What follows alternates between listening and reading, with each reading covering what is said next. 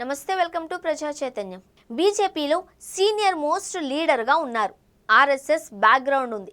కేంద్ర బీజేపీ పెద్దలతో సన్నిహిత సంబంధాలు ఉన్నాయి. 4 దశాబ్దాలకు పైగా రాజకీయ జీవితం ఉంది. ఇదంతా సోము వీర్రాజు గురించే.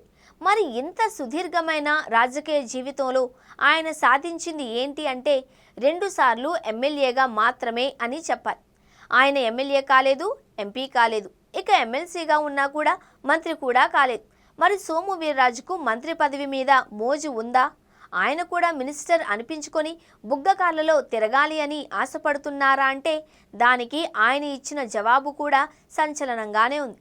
తనకు మంత్రి పదవుల మీద ఆశ లేదు అని ఒక్క ముక్కలో తేల్చేశారు. ఎమ్మెల్సీగా 2వసారి ప్రమాణం చేసి తాజాగా రాజమండ్రి వచ్చిన సోము వీర్రాజుకు పార్టీ నాయకులు ఘన స్వాగతం పలికారు.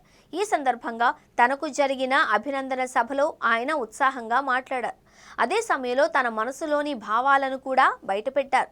చాలామంది తనను మంత్రి కావాలి అని కోరుతున్నారని, అయితే తనకు ఆ ఆశలు లేవు అని సోము వీర్రాజు స్పష్టం చేశారు. తాను కోరుకుంటే 2014లోనే మంత్రి అయ్యేవాడిని అని కూడా అన్నారు.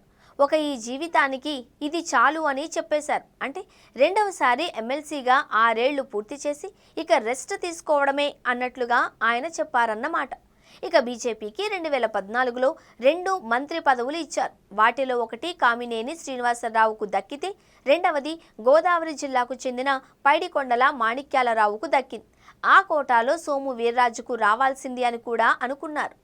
ఇక ఇప్పుడు ఎమ్మెల్సీ అయ్యారు. బీజేపీ కూడా 2వ మంత్రి పదవి కోరుతోంది అని వార్తలు వస్తున్నాయి.